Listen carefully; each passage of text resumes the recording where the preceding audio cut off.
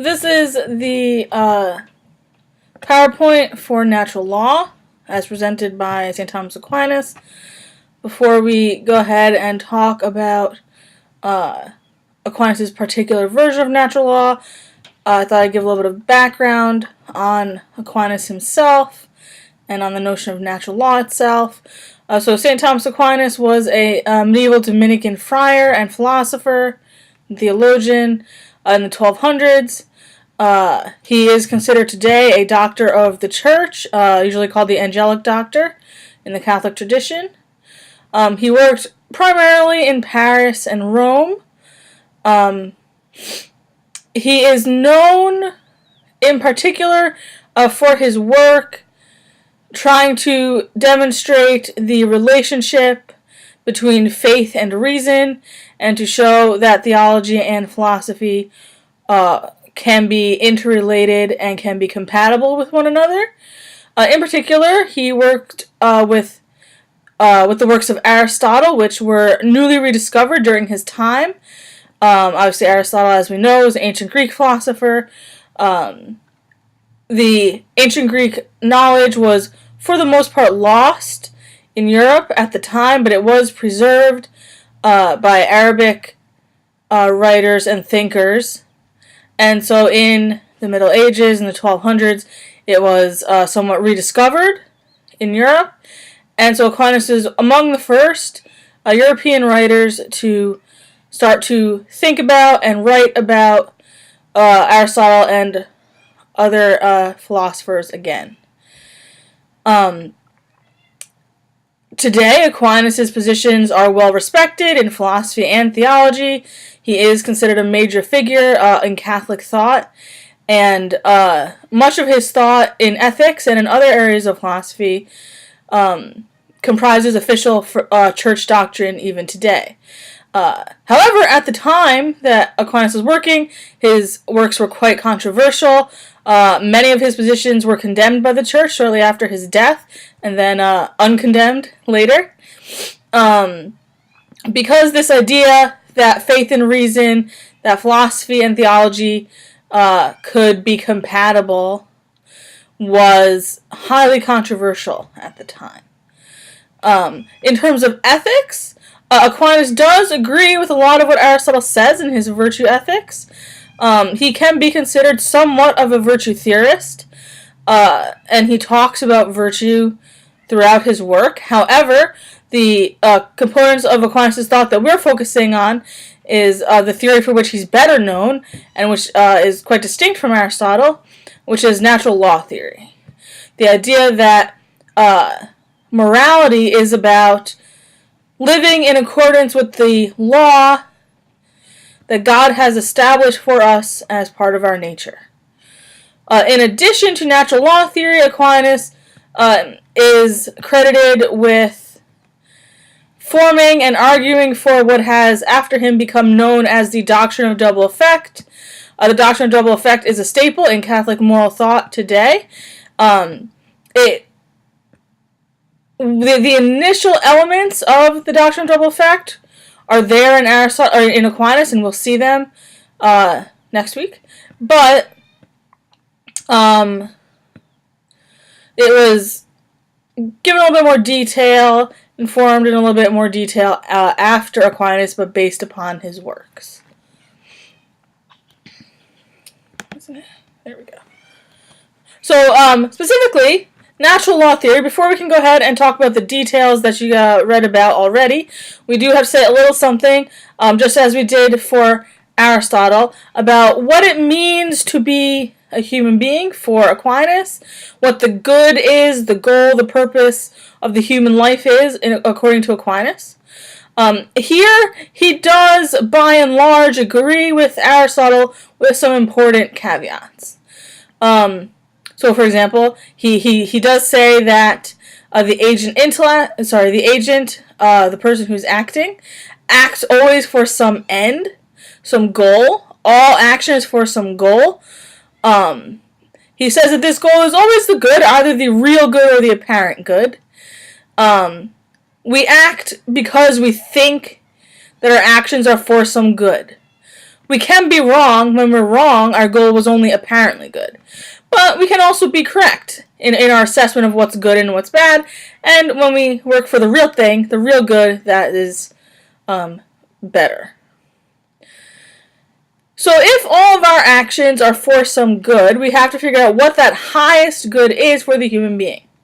He agrees with Aristotle that the human being is primarily rational, uniquely rational, that we, among all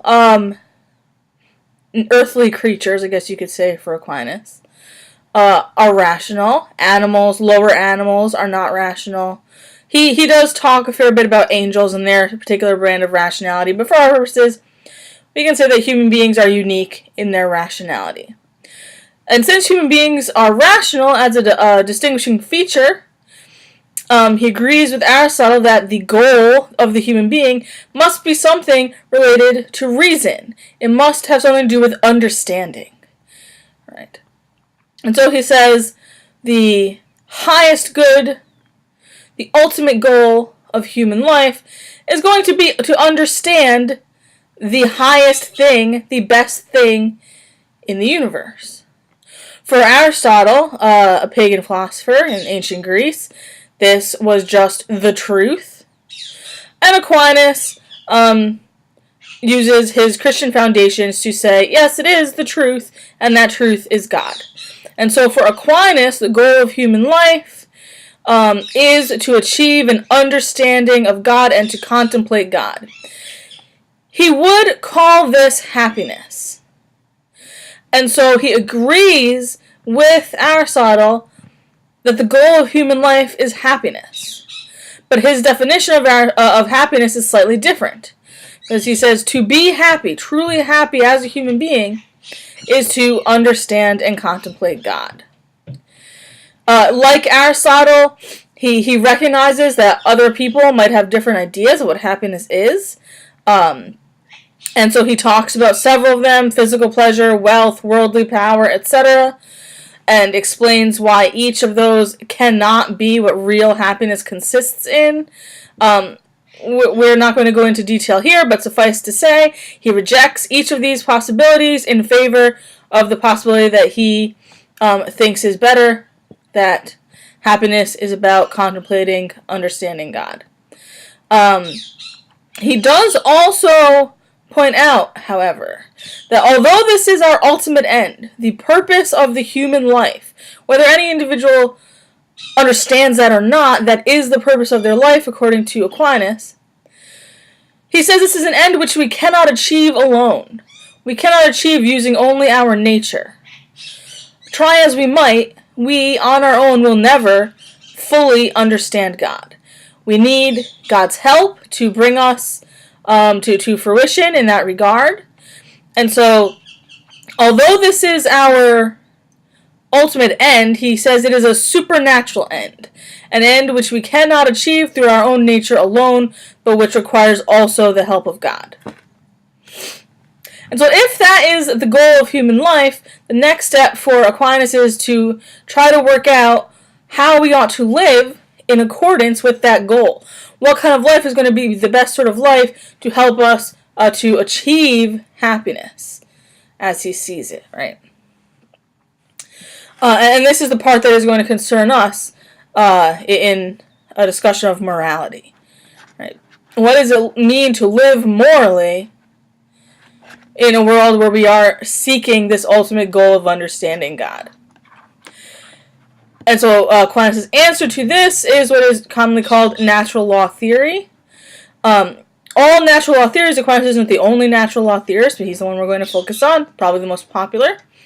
All natural law theories hold in common the idea that there exists a law of nature.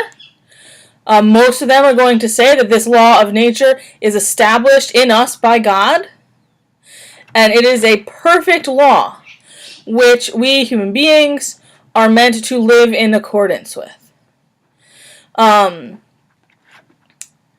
so the idea is that we just have to be able to figure out what this law is, and then morality is a matter of living in accordance with that law. Aquinas talks about 4 different types of law that fit under this large umbrella of natural law theory. Eternal law, divine law, natural law, and human law, and we'll take each in turn. Before he talks about those, he does give us a general definition of law, which he establishes in a kind of 4-part discussion in question 90. And that discussion culminates in this definition that law is an ordinance of reason for the common good, made by one who has care of the community and promulgated. And so if we take each part here in turn, it is an ordinance of reason. This means that the law is something which is ordained by reason. It is something that we can reason to. We can understand through reason. It is for the common good. This point is important because Aquinas thinks, look, the natural law and thus the moral law is, for the most part, established not for any individual person's good, but for the common good. It is a law that has to do with how human beings in general ought to live, not with how any particular human being ought to live. It is made by one who has care of the community. In terms of eternal law and natural law and divine law, the law is made by the ultimate ruler of the universal community, God.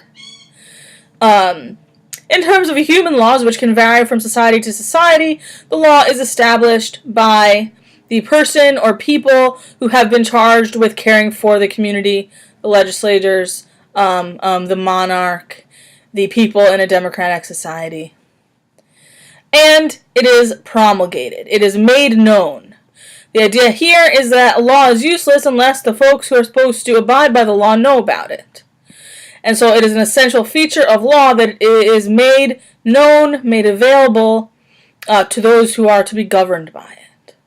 So these 4 features come together to create Aquinas' general definition of law. And then he goes and talks about each type of law in turn. And so the first type of law that he establishes is what he calls eternal law. He defines eternal law in question 91, article 1, as the very idea of the government of things in God, the ruler of the universe. Essentially, this means that eternal law is the blueprint for how the universe is to be run and ordered. Just as a carpenter has a blueprint, there we go, for their table before they build it, God has a blueprint for the universe in his mind before he creates it. And so the idea is that the eternal law is basically the idea in the mind of God for what the universe is supposed to look like, how it is supposed to run as a whole, and how each of its parts are supposed to run, including human beings. Right? It is a perfect law. It is unchanging. It exists in the mind of God, a being who is perfect and unchanging, according to Aquinas. And all of creation, of course then including human beings, is subject to the eternal law, either by instinct and natural inclination, or by reason. You can think of eternal law as the kind of starting point for all law and thus all morality for the human being. Right? It is the ideal. And it is our job to try to understand this ideal, and we are able to do that in 2 ways. The first way, and the most complete understanding we can have of eternal law, comes from divine law. Divine law, according to Aquinas, is the eternal law as it is set down and explained by God through divine revelation. Essentially, this means for Aquinas, as a Christian, the Bible. Divine law is the rule of God that is provided for us by God in the Bible.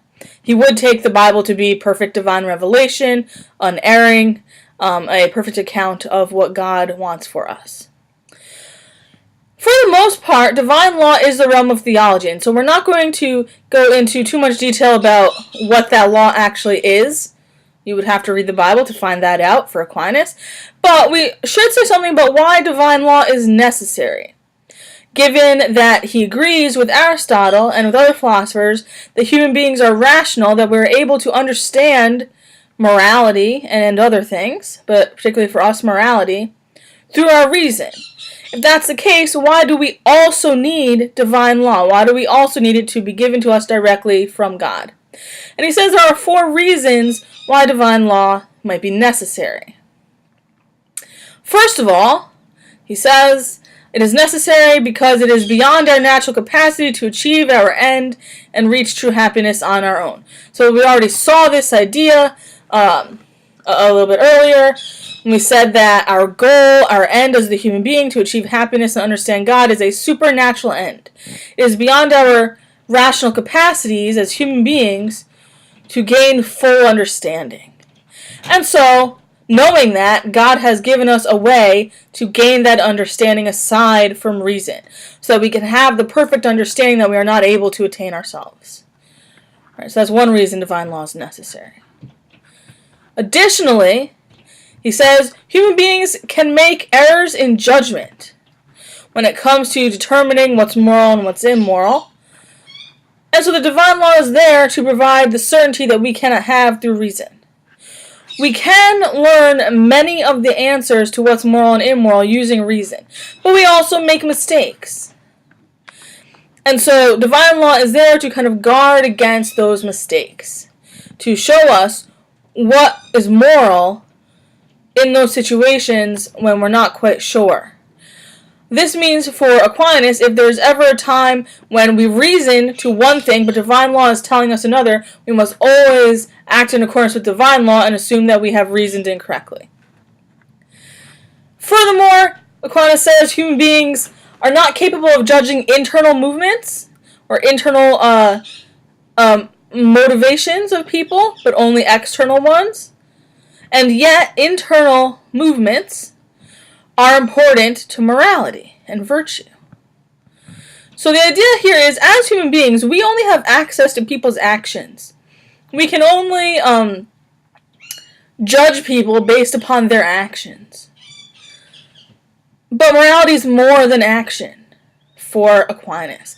It also involves intention. It also involves our thought process behind our actions.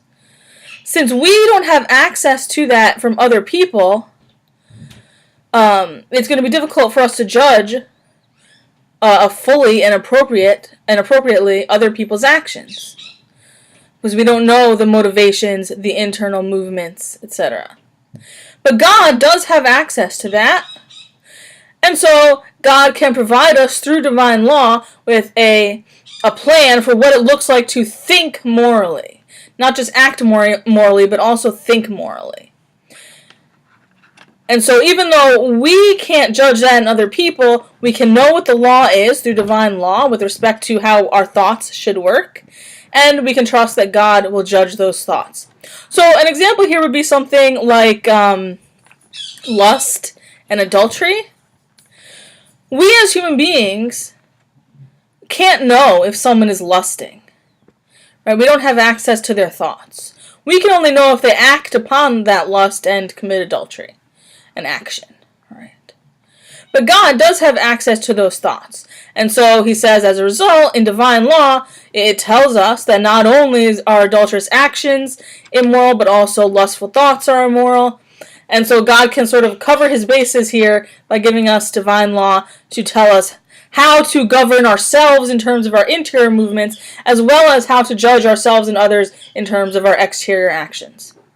And finally, he says human laws cannot forbid every evil, but divine law can and does.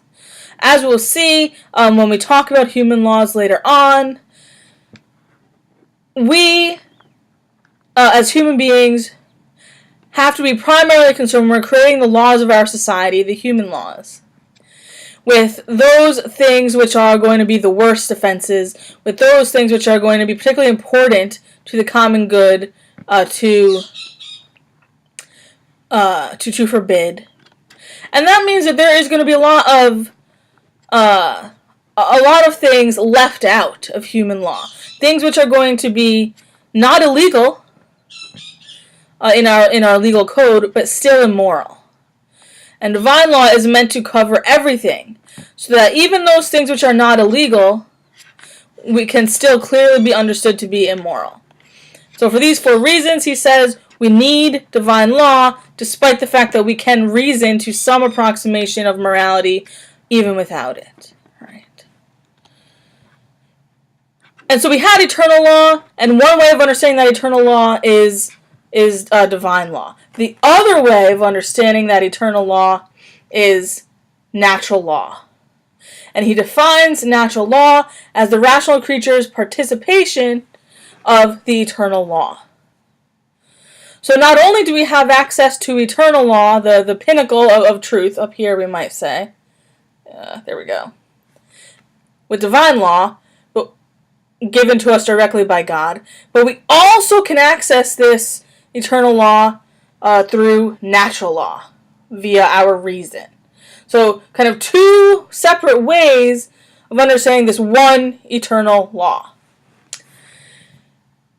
Natural law, Aquinas says, is based upon our natural inclinations, which have been given to us by God, which every human being possesses, whether they realize it or not.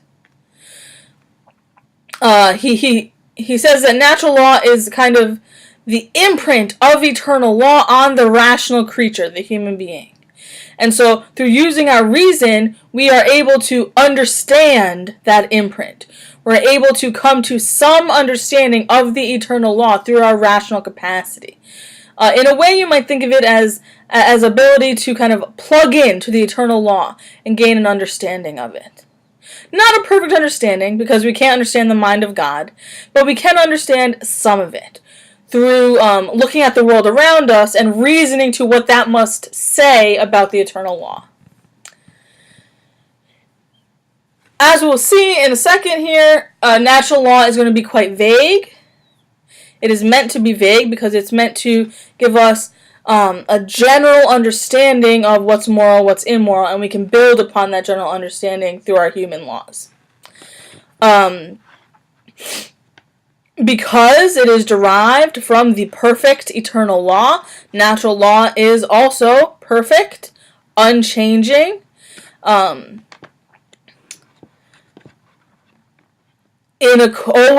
moral. There are a lot of different ways you can kind of say that. And as I mentioned, natural law is the same for all people, for the vicious and the virtuous alike. It's just that for Aquinas, he says, look, the vicious people, they don't reason properly, and so they don't quite understand it, but it's there. It's available to them if they would only reason properly. Right. And so we have to figure out, what is this natural law? What are the precepts which are going to help us to live morally? And Aquinas says that we have a single primary precept, and then 4 what we're going to call secondary precepts. The primary precept of natural law, the overarching precept, which he talked about in question 94, article 2, is that good is to be done and pursued, and evil is to be avoided. Do good, avoid evil. That is the most foundational element of morality, according to Aquinas. Very vague. But he says that's okay that it's vague, because we can get a little bit more specific in these secondary precepts. These secondary precepts each connect to part of our natural inclination. So we have various natural inclinations, and to these various inclinations, or through these various inclinations, and reasoning about them, we can arrive at these precepts. The first secondary precept, self-preservation. He says, human beings, like all created beings, especially created beings who can act on their own, like animals, but all beings have a desire to continue to be.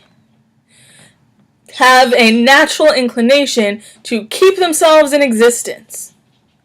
From this natural inclination, we derive the secondary precept to preserve our lives.